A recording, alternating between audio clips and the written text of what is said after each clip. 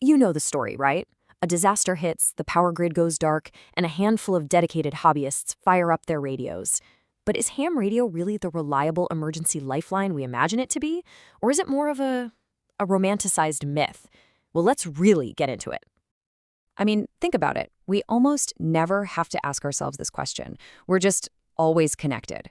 But, our modern communication systems, they're actually pretty fragile. So when everything truly fails, who's actually there to pick up the call? And that question leads us right to this really popular image of the ham radio operator. You can picture it, can't you? Some dedicated volunteer down in their basement using their own gear to become the last line of defense. They're the independent communicator who steps up when all the official systems are just totally overwhelmed or gone. It's a really powerful idea.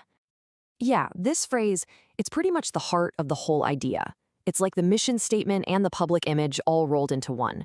It makes it sound like a totally foolproof backup, right? A system that's just going to work no matter what happens. So the main group behind this, at least here in the US and Canada, is ARS, the Amateur Radio Emergency Service. And let's be clear, this isn't just a bunch of random people with radios. No, this is a structured group of volunteers who actually train for exactly these kinds of situations. And look, this is not just theoretical.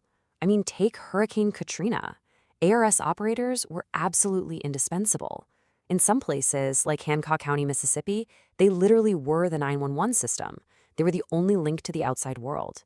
It just goes to show you the incredible power this kind of volunteer service can have when things go really, really wrong. Okay, but here's where the story gets a lot more complicated. Because, responding to a major disaster isn't as simple as just grabbing a radio and jumping in to help. Modern emergency management, well, it's a very structured, you might even say bureaucratic world. See, officials look at disasters through this specific four-part lens. And volunteers, it doesn't matter how talented they are, they have to fit into this system. That response phase, number 3 there, that's usually where the hams come in. But you can see it's just one piece of a much, much bigger coordinated effort. And this chart really shows you how it works. This is the Incident Command System, or ICS. And when you look at it, you realize, oh, this is not a free-for-all. Not at all. Every single action is coordinated through a specific chief. You've got operations, planning, logistics. So if you're a volunteer, you have to know exactly where you slot into this thing to actually be helpful. This perfectly illustrates that official point of view. In Alberta, for example, their official backup communication plan shows that, yeah, amateur radio is on the list, but look where it is. It's the absolute last resort. It's the plan for after the internet goes down, after cell service is gone, and after the landlines are dead. Wow, that is a pretty high bar to clear. So this brings us to a really crucial point. We kind of have to separate some of these long-held beliefs from what actually happens on the ground. And we're going to look at both academic research and, interestingly, some voices from inside the ham community itself that give us a major reality check. You know, a lot of official emergency planning is actually based on myths about how people act in a crisis. But the research, it consistently shows the exact opposite is true. We think there's going to be widespread panic. Nope, people form disaster subcultures and start helping each other. Mass looting? Actually, crime rates often go down. And those dazed, helpless victims? Not really. The survivors are always the first responders. Official plans can sometimes get this stuff really wrong. And here is a really tough reality check, and it's coming from right inside the ham community. This Reddit user points out a huge flaw in that whole when all else fails idea. The very same things that take out everything else, the wind, the fire, the power outages, well, they're going to knock out ham stations and equipment too. I mean, let's get practical for a second. These are the real points of failure. Those repeater sites, they run on batteries that might be ancient.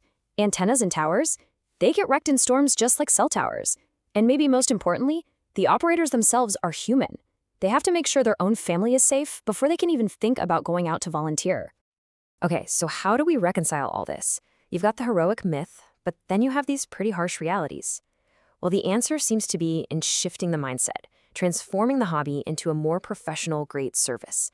And that comes down to 3 things: preparation, training, and integration. Let's see what that looks like in the real world. And this is maybe the most crucial point of all. An untrained volunteer, they can actually be a liability. If you just show up uninvited at a command post, even with the best intentions in the world, you can end up causing more problems, draining resources, and just adding to the confusion in what's already a super stressful situation. So here's the real takeaway. That image of the lone wolf hero saving the day, it's pretty much a myth. The reality is, the most valuable operators are the ones who work inside the official system. They're a known quantity, they're trusted, and they come prepared. You know, the 2013 Alberta floods were a huge real-world test of all this. The operators who were there, like Vince, VE6LK, they learned these lessons the hard way. Lesson 1, get formal training in that incident command system. Lesson 2, build relationships with groups like the Red Cross before a disaster ever hits. And Lesson 3, practice, practice, practice. Get involved in public service events like marathons to really hone your skills. And if you want to understand the sheer scale of a true when all else fails event, just think about this number for a second.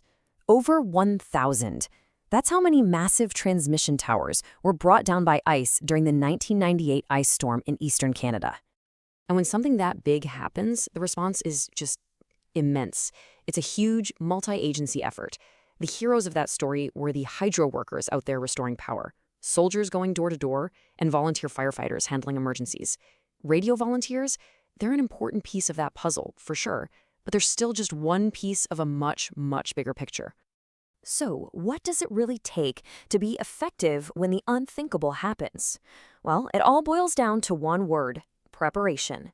And that means both personal and technical preparation, and it has to happen long before a disaster ever strikes. So what's in a prepared operator's toolkit? Well, for starters, they're self-sufficient. They have a go kit ready so they can survive for 72 hours without being a burden. They have multiple power sources, batteries, a generator, maybe even solar. They know different ways to communicate, not just voice on the local repeater. And this is critical. They understand when to act and when to stand by and wait to be officially deployed. And you know, this is where the true strength of ham radio lies. Think about it. A cell network can get knocked out by just a few points of failure. But a decentralized network of hundreds of trained, self-sufficient operators, each with their own power, their own equipment, that is a truly resilient system. It's incredibly hard to take that down completely. And that really leaves us with one final thought. And it's a question that goes way beyond ham radio. It's really about all of us. As we build our entire lives on these incredibly complex and, let's face it, fragile networks, what is our own personal responsibility to be prepared for the day that they inevitably fail?